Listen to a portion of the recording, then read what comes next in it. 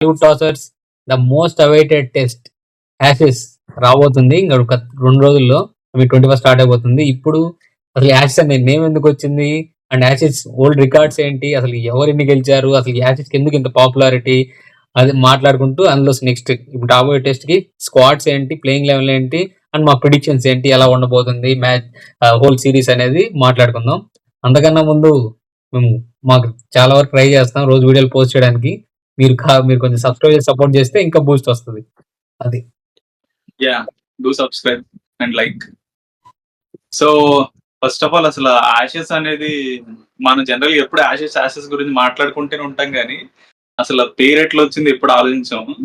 General అవును. Actual గా ఇది వెరీ ఓల్డ్. ఇప్పుడు క్రికెట్ స్టార్ట్ అయింది ఇంగ్లాండ్ లో కదా. సో ఆ టైంలో అరౌండ్ 1877 ఆ టైం నుంచే ఇంగ్లాండ్ ఆస్ట్రేలియా సిరీస్ ఆడుతున్నారు. అప్పటికి ఒక పేరు అనేది లేదు.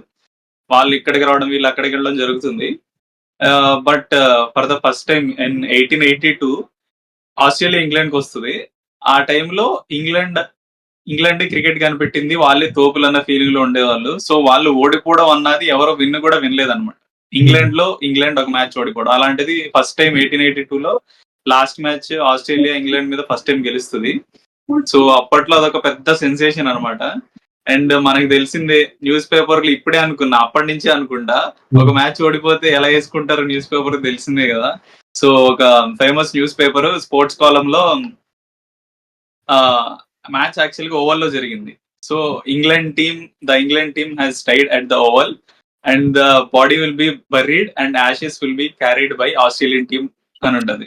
సో స్టార్ట్ అయింది అనమాట. సో ఆ ఫ్రేజ్ అనేది బాగా ఫేమస్ అయింది. సో యాషెస్ అనేది ఆస్ట్రేలియాలో తీసుకెళ్లిపోయారు అన్నట్టు. సో నెక్స్ట్ సిరీస్ కి ఇంగ్లాండ్ ఆస్ట్రేలియా వెళ్ళినప్పుడు కూడా ఆస్ట్రేలియన్ కెప్టెన్ కూడా లెట్స్ రీగెయిన్ ద యాషెస్ అన్నట్టు స్లోగన్ తోటి స్టార్ట్ చేస్తాడు. అది అట్లా వైరల్ అయ్యి ఆ టెస్ట్ సిరీస్ కి కూడా ప్రెజెంటేషన్ లో ఒక యాషెస్ అవర్న్ ఇస్తారనమాట. ఆ అవర్న్ లో జనరల్ గా ఎవరికి ఇప్పటిదాకా కరెక్ట్ గా ఎవరికి తెలియదు. కొంతమంది ఏమో క్రికెట్ బెయిల్ యొక్క యాషెస్ ఉందంటారు, కొంతమంది క్రికెట్ బాల్ యాషెస్ అంటారు. ఏదైనా అవ్వచ్చు, బట్ అలా వచ్చింది. సో యాషెస్ అనే పేరు ఇప్పుడు స్టార్ట్ అయ్యి ఆల్మోస్ట్ లైక్ 130 years అవుతుంది, 140 years ఇంకా కంటిన్యూ అవుతుంది. Very strong. ఇంత ఎక్సైటింగ్ గా ప్రతి హీరో జరిగే సిరీస్ ఏదన్నా ఉందంటే Ashes. So irrespective of which country you are అందరూ పక్కా చూసేది. ఇప్పుడు సో లెట్స్ సీ. కరెంట్ జరగబోతున్న ఇండియా మ్యాచ్ ఉంది కదా, test match India South Africa కన్నా యాచెస్ పైన ఎక్కువ మంది ఇంట్రెస్ట్ పెడతారు. అదే కదా, అందులోనూ మన వాళ్ళు చేసే పిచ్చిలకి సో ఆ ఇంట్రెస్ట్ అనేది ఉండదు. So okay, let's see. ఇప్పుడు ప్రెసెంట్ ఆస్ట్రేలియాలో జరుగుతుంది. So England will be going to Australia and will look at the stats. First అసలు ఈ సిరీస్ గురించి మాట్లాడకంటే ముందు ఒకసారి ఓవరాల్ రికార్డ్ చూద్దాం. ఇప్పటి వరకు ఇంగ్లాండ్ ఎన్ని మ్యాచెస్ గెలిచింది ఆస్ట్రేలియాలో. లాస్ట్ టైం 2010-11 లో గెలుస్తుంది ఇంగ్లాండ్ 3-1 ఆస్ట్రేలియా మీద, ఆస్ట్రేలియాలో. ఆ తర్వాత 3 times వెళ్తుంది ఇంగ్లాండ్ ఆస్ట్రేలియాకి. ఒక్క సిరీస్ కాదు కదా, ఒక్క మ్యాచ్ కూడా గెలవలేదు ఆస్ట్రేలియాలో ఇప్పటి వరకు. సో అట్లీస్ట్ ఈసారైనా బ్యాస్బాల్ తోని వాళ్ళకి ఏమైనా ఛాన్స్ ఉందో చూద్దాం. సో 2010-11లో 3-1తో గెలుస్తారు. మూడు మ్యాచ్లు కూడా ఇన్నింగ్స్ తేడాతో గెలుస్తారు ఆ మ్యాచ్లో. ఆ సిరీస్లో అసలు అలెస్టర్ కుక్, పీటర్సన్ డబుల్ సెంచరీలు, ఆండ్రూ స్ట్రాస్ వీళ్ళందరూ సెంచరీల మీద సెంచరీలు కొడతారు. ఆ తర్వాత నెక్స్ట్ టైం మళ్ళీ ఆస్ట్రేలియా వెళ్ళినప్పుడు మన మిచెల్ జాన్సన్ పర్ఫార్మెన్స్ గుర్తుందే కదా మనకి, రీల్స్లో వస్తూ ఉంటాయి famous Mitchell Johnson reels. So ఆ సిరీస్లో రఫ్ ఆడిస్తాడు. తర్వాత 2017-18లో మళ్ళీ వీళ్ళు famous trio Hazlewood, Mitchell Starc, Pat Cummins. And next కోవిడ్లో వెళ్తారు అరౌండ్ 21లో. అప్పుడు కూడా అసలు ఒక మ్యాచ్ కాదు కదా, అసలు 4-0తో ఓడిపోతారు. ఒక్క మ్యాచ్ కూడా కరెక్ట్. అదే సిరీస్లో స్కాట్ బోలాండ్ కూడా మనకి ఇంట్రొడక్షన్ డెబ్యూ చేస్తాడు. ఎంసీజీలో ఫేమస్ స్పెల్ ఉంటుంది. సో అట్లీస్ట్ ఈసారైనా కొంచెం నాకు అనిపిస్తుంది ఏంటంటే ఇంగ్లాండ్కి అట్లీస్ట్ ఈసారి కొంచెం హెవీ ఛాన్సెస్ ఉన్నాయి అట్లీస్ట్ సిరీస్ని డ్రా చేయడానికనే. బట్ చూద్దాం. అంతకన్నా ముందు స్క్వాడ్ మాట్లాడుకుందాం, దాన్ని బట్టి ఇది డ్రా అవుతుందా అదవుతుందా ఏమవుతుందో తెలుస్తుంది. Let's look at the Australia squad first. Batter Steve Smith, Travis Head, Usman Khawaja, Marnus Labuschagne, Jake Weatherald, ఇది ఒక కొత్త name. Allrounders Cameron Green, Beau Webster, Mitchell Neser. Wicket keepers Alex Carey, Josh Inglis. Next bowlers వచ్చేసరికి Boland, Doggett, Nathan Lyon, Mitchell Starc. ఇక్కడ మనం main గా miss అవుతున్న పేర్లు ఏంటంటే Hazlewood and Pat Cummins bowlers లో అయితే. Next crucial players. కొత్తగా యాడ్ అయిన పేరు చెప్పినట్లు జేక్ వెదర్హాల్డ్ అండ్ బౌలింగ్ డిపార్ట్మెంట్ లో డాగెట్. వీళ్ళు డైరెక్ట్ గా Doggett. ప్లేయింగ్ లెవెల్ లోకి వచ్చే ఛాన్సెస్ కూడా ఉన్నాయి చాలా.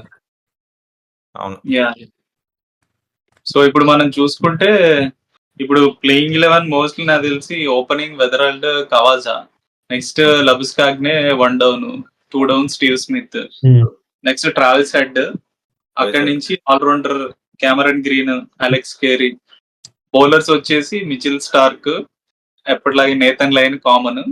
సో మన బోలాండ్ వస్తాడు అండ్ లాస్ట్ బౌలర్ వచ్చేసి డాగెట్. యాక్చువల్లీ హేజల్వుడ్ ఉంటే హేజల్వుడ్ ఆడేవాడు. హేజల్వుడ్ ఇంజూర్ అయ్యాడు కాబట్టి డాగెట్ ఆడే ఛాన్స్ ఉంది. యా ఇక్కడ ఒక ఛాన్స్ అంటే బ్రీ వెబ్స్టర్ కూడా తీసుకోవచ్చు in place of any batter. వాళ్ళ పిచ్ కండిషన్ బట్టి వాళ్ళ బట్టి వెబ్స్టర్ కూడా రావచ్చు. ఇన్ కేస్ ఒకవేళ ఓపెనర్ జేక్ వెదర్హాల్డ్ ఆడించకూడదు అనుకుంటే మేబీ లబుషైన్ ని ఓపెనింగ్ పంపించి క్యామరూన్ గ్రీన్ ని నంబర్ 3 ఆడించి బ్యూ వెబ్స్టర్ ని నంబర్ 6 లో ఆడించవచ్చు. ఎందుకంటే క్యామరూన్ గ్రీన్ ఆల్రెడీ ఒక సిరీస్ లో నంబర్ 3 ట్రై చేశారు రీసెంట్ గా. So maybe Cameron green number 3 ఆడించి లబుషైన్ ని ఓపెనింగ్ కూడా పంపించే ఛాన్స్ ఉంది. ఓకే, ఇంకా ఇంతటితో అసలు squad almost done. Next England squad గురించి మాట్లాడదాం. Main batters Harry Brook, Zak Crawley, Ben Duckett, Joe Root. Allrounders Ben Stoke, Jacob Bethell, Will Jacks, Atkinson. Wicket keepers Ollie Pope, James Smith. Bowlers Archer, Shoaib Bashir, Brydon Carse, Matthew Potts, Josh Tongue, Mark Wood. వీళ్ళది as usual ఇండియాతో squad ఆడారు చూడు, same mostly అదే squad ఉంది. Playing eleven కూడా already వీళ్ళ announce చేశారు. Playing 12 కూడా అనౌన్స్ చేశారు ఇంగ్లాండ్. జనరల్ ఎప్పుడైనా ప్లేయింగ్ 11 అనౌన్స్ చేస్తారు.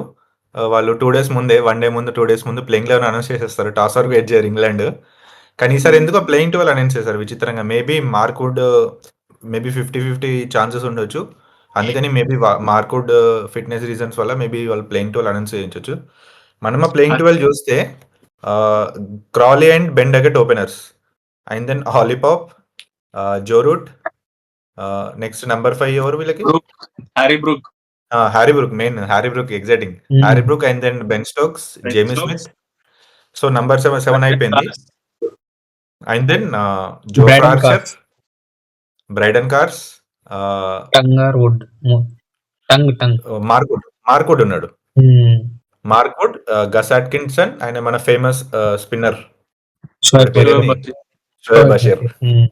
సో వీళ్ళ టీం చూస్తే మనతో ఆడినప్పుడు బౌలింగ్ ఇంత స్ట్రాంగ్ ఎప్పుడు లేదు అల్లది. లైక్ ఐదర్ వుడ్ ఆడాడు లేకపోతే ఆర్చర్ ఆడాడు, కానీ ఇద్దరు కలిపి ఆడింది లేదు. అండ్ దానికి తోడు అట్కిన్సన్ కూడా. సో ముగ్గురు యాక్చువల్ గా స్ట్రైక్ బౌలర్సే. వీళ్ళ ముగ్గురు మనతో పాటు ఒక మ్యాచ్ లో కూడా ఆడలేదు. సో బౌలింగ్ విధంగా చెప్పాలంటే మనతో ఆడిన టీం కంటే చాలా కొద్దిగా బెటర్ అనే చెప్పాలి.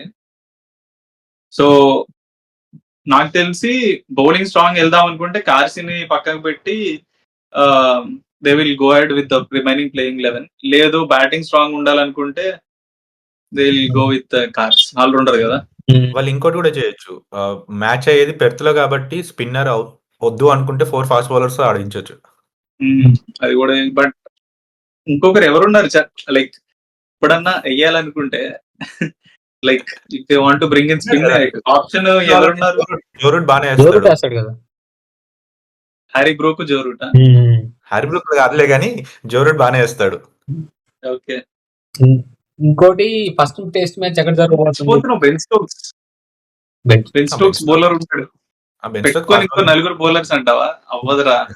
బెన్ స్టోక్స్ ఉన్నాడు కాబట్టి 3 ఫాస్ట్ బౌలర్స్ తోనే వెళ్తారు. బషీర్ పక్కా ఆడతాడు. ఇంకోటి ఫస్ట్ మ్యాచ్ ఎక్కడ జరగబోతుంది? దానికి ఒక పెద్ద స్టోరీ ఉంది కదా. యా ఫస్ట్ మ్యాచ్ యాక్చువల్ గా జనరల్ గా ఆస్ట్రేలియాలో ఎప్పుడు కూడా గ్యాబా బ్రిస్బెన్ లో స్టార్ట్ అవుతుంది మ్యాచ్ సిరీస్ అనేది. లైక్ గత 40 years గా వాళ్ళకు ట్రెడిషన్ అక్కడే స్టార్ట్ అవుతుంది. ఎందుకంటే they feel like they are very strong in Gabba, ఎట్లయినా గెలుస్తామన్న ధీమాలో ఉంటారు. కానీ వాళ్ళకి గత కొన్నేళ్ళుగా కొన్ని చేదు అనుభవాలు, అందులో కారణం మనం ఆ స్టార్టింగ్ మ్యాచ్ గెలిసాం వాళ్ళ మీద. సో అది ఒక రీజన్ అయి ఉండొచ్చు, అండ్ అదర్ రీజన్స్ కూడా ఉండొచ్చు. So they are changing the venue to Perth. So ఇప్పుడు ఫస్ట్ మ్యాచ్ పర్త్ లో జరుగుతుంది. సో చూద్దాం. ఆస్ట్రేలియా ఎప్పుడు లేనిది 40 years లో ఫస్ట్ టైం పర్త్ లో స్టార్ట్ చేసింది Ashes. Let's see how it goes. Perth pacey wicket అన్నమాట. బౌన్స్ ఎక్కువ ఉంటుంది. సరే ఇంకా ఇద్దరికి ప్రిడిక్షన్స్ ఏంటి? ఏమైంది ఈసారి కొంచెం ఇంగ్లాండ్ కి కొంచెం ఛాన్సెస్ ఉన్నాయి కొంచెం సిరీస్ లెవెల్ డ్రా చేసుకోవడానికి. మీరేమంటారు, కరెక్టేనా? నేనేమంటానంటే సిరీస్ గురించి చెప్పలేం కానీ ఫస్ట్ మ్యాచ్ లో కమిన్స్ లేడు, హ్యాజల్వుడ్ లేడు. సో కొద్దిగా చెప్పాలంటే పోటీ ఇవ్వచ్చు, పోటీ ఇచ్చే ఛాన్స్ ఉంది ఇంగ్లాండ్ కి. విత్ ఆర్చర్, వుడ్, అట్కిన్సన్ ముగ్గురిని పెట్టుకుని ఆడితే విత్ స్ట్రాంగ్ బ్యాటింగ్. ఆస్ట్రేలియాతో కంపేర్ చేసి వీళ్ళ బ్యాటింగ్ చాలా స్ట్రాంగ్ ఉంది. So I think they can give a chance. వాళ్ళు గెలవాలనుకుంటే this might be the best chance. నాకు కూడా ఫస్ట్ టెస్ట్ ఇంగ్లాండ్ కి కొంచెం గెలుస్తుంది అనిపిస్తుంది. యాక్చువల్లీ ఇంగ్లాండ్ బ్యాటింగ్ స్ట్రాంగ్ ఉన్నది ఈసారి.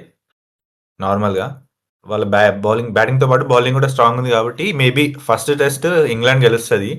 బట్ ఓవరాల్ గా చూసుకుంటే నాకు ఎక్కడో 2-1 ఫర్ ఆస్ట్రేలియా 2-1 కాదు 3-1 ఫర్ ఆస్ట్రేలియా అనిపిస్తుంది. ఓవరాల్ సిరీస్ నా ప్రిడిక్షన్ 2-2 అవ్వచ్చేమో అనుకుంటున్నాను నేనైతే. చూద్దాం, లెట్స్ సీ. మీ ప్రిడిక్షన్స్ ఏంటో ఒకసారి కింద కమెంట్ చేయండి, చూద్దాం. Yes, yes. రెగ్యులర్ గా మా వీడియోస్ వస్తుంటే ఫాలో అయ్యి, లైక్ చేసి, షేర్ చేసి, సబ్స్క్రైబ్ చేయండి. Bye friends.